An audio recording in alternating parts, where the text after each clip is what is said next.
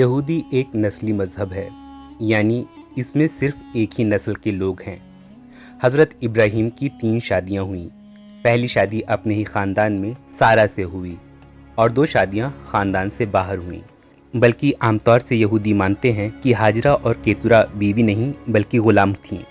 حضرت ہاجرہ سے ایک بیٹے اسماعیل ہوئے جو عام طور سے عربوں کے پوروج ہیں، اور اسلام میں انہیں نبی مانا جاتا ہے۔ کیونکہ سارا معاملہ نسل کا ہے، اس لیے خاندان والی شادی سے پیدا ہونے والے حضرت اسحاق کو ہی یہودی لوگ نبی مانتے ہیں، اور حضرت اسحاق کے بیٹے یعقوب تھے۔ انہی کا دوسرا نام اسرائیل ہے۔ بنی اسرائیل کا مطلب ہے اسرائیل کی اولاد۔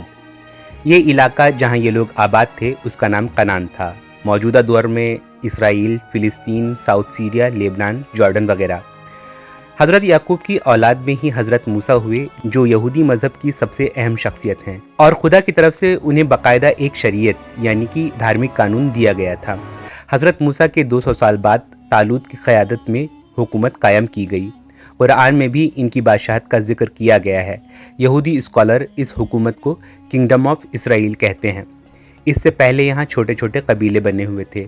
طالوت کے بعد ان کے بیٹے 2 سال کے لیے بادشاہ ہوئے، اور پھر یہ حکومت حضرت داؤد یعنی ڈیوڈ کے پاس آ گئی۔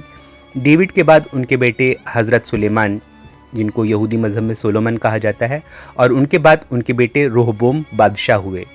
رہبوم کے زمانے میں 10 قبیلوں نے کہا کہ ہم نے تمہارے والد سلیمان کا ساتھ دیا تھا، لہٰذا ٹیکس میں کمی کی جائے۔ رہبوم نے یہ درخواست رد کر دی اور بغاوت ہو گئی۔ اس وجہ سے یہ حکومت 2 حصوں میں بٹ گئی۔ جو حکومت رہبوم کے پاس رہی وہ کنگڈم آف یہودا کہلائی، کیونکہ یہ لوگ حضرت یعقوب کے بیٹے یہودا کی نسل سے تھے۔ کچھ مورخوں کا خیال ہے کہ اس علاقے میں ایک پہاڑی کا نام یہودا تھا اور اسی کے نام پر یہ ریاست یہودا کہلائی۔ دوسرے حصے کا نام کنگڈم آف اسرائیل ہی رہا۔ اس دوسرے حصے پر بنی افراہیم نے حکومت کی جو حضرت یوسف کی اولاد میں تھے۔ تقریباً 300 سال تک یہ دونوں ریاستیں رہیں۔ 7ویں صدی عیسیٰ میں بیبیلون یعنی عراق کے بادشاہ بخت نصر نے ان دونوں ریاستوں پر حملہ کر کے کنگڈم آف اسرائیل کو برباد کر دیا اور کنگڈم آف یہودا کو اپنی سلطنت کا حصہ بنا لیا۔ لیکن کوئی 10 سال بعد وہاں اس کے خلاف بغاوت ہو گئی۔ اس بغاوت کو ختم کرنے کے لیے بخت نصر نے یہودا اسٹیٹ کی اینٹ سے اینٹ بجا دی، یروشلم کو تباہ کر دیا اور یہودیوں کے پہلے ٹیمپل کو توڑ دیا۔ یہودیوں کا قتل عام ہوا اور تقریباً 30,000 یہودیوں کو بخت نصر اپنے ساتھ قیدی بنا کر بیبیلون لے آیا۔ دیوار گریا کے پاس یہودی آج بھی اسی تباہی کا ماتم کرتے ہیں۔ تقریباً 50 سال تک یہ علاقہ بیبیلون سلطنت کا حصہ رہا۔ 539 عیسیٰ پورو میں بیبیلون سلطنت کا زوال ہو گیا۔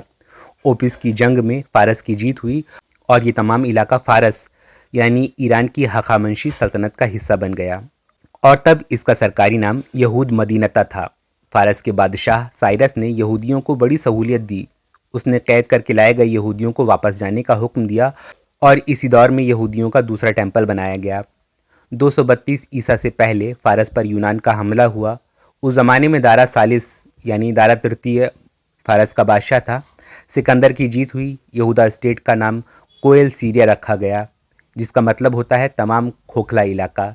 اس کے بعد یہ علاقہ ہشمونی سلطنت کے زیر نگیں آ گیا، جو کہ سلوکی کی تابعدار تھی، لیکن بعد میں یہ آزاد ہو گئی۔ یہودی مورخ اسے ایک آزاد یہودی اسٹیٹ مانتے ہیں۔